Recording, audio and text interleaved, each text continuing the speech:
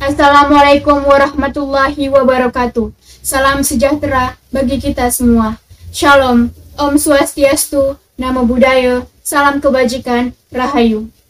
Pertama-tama marilah kita ucapkan puji syukur kehadirat Allah Subhanahu wa Ta'ala, Tuhan yang Maha Esa, yang telah memberikan kita kesehatan dan kesempatan untuk dapat memperingat Hari Sumpah Pemuda dan Bulan Bahasa pada tahun ini.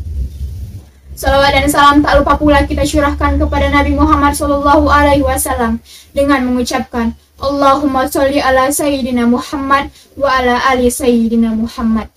Yang terhormat Ibu Hajah Yan Khoryana MPD selaku Kepala Sekolah SMA Negeri 4 Pekanbaru.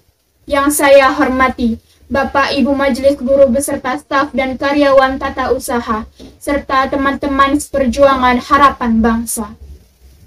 Pada kesempatan kali ini, izinkanlah saya, Naila Kanaya Ramadhani, dari kelas 10 IPS 3, untuk menyampaikan sebuah pidato yang bertemakan Cintailah Bahasa Indonesia. Para hadirin yang terhormat, bahasa Indonesia memiliki kedudukan sebagai bahasa nasional, seperti yang telah dinyatakan dalam Sumpah Pemuda 28 Oktober 1928, yang berfungsi sebagai identitas nasional, kebanggaan bangsa, dan alat komunikasi serta pemersatu bangsa yang majemuk, baik suku, agama, ras, dan antar golongan. Ada sebuah perjalanan panjang, di mana bahasa Indonesia akhirnya bisa diresmikan menjadi bahasa nasional kita. Oleh karena itu, merupakan kewajiban bagi kita untuk tetap menghargai peran dan kedudukan bahasa Indonesia. Namun nyatanya, pada masa modern seperti sekarang, banyak generasi yang lalai dan menganggap remeh bahasa Indonesia. Banyak dari kita yang lebih merasa bangga apabila mampu berkomunikasi dengan menggunakan bahasa asing dan bahasa gaul. Bahkan, jika ada seseorang yang tidak mengerti apa maksud dari bahasa tersebut, pasti akan dianggap kuno dan kurang pergaulan. Apakah itu semua benar? Ya, tentu benar. Setiap hari ada saja penambahan kosakata dalam berkomunikasi, tetapi bukan kosakata bahasa Indonesia, melainkan kosakata bahasa gaul yang entah dari mana didapatkan. Padahal kita belum tentu tahu apa makna dari kosakata tersebut. Hanya ingin mengikuti tren dan takut dibilang kudet alias kurang update.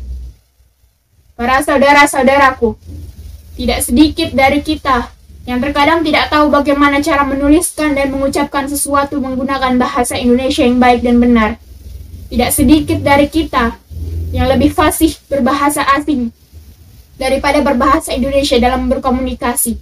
Padahal kita adalah orang yang lahir dan besar di Indonesia. Mengapa itu semua bisa terjadi? Karena tidak sedikit dari kita yang tidak mencintai bahasa Indonesia. Mengapa bisa tidak cinta?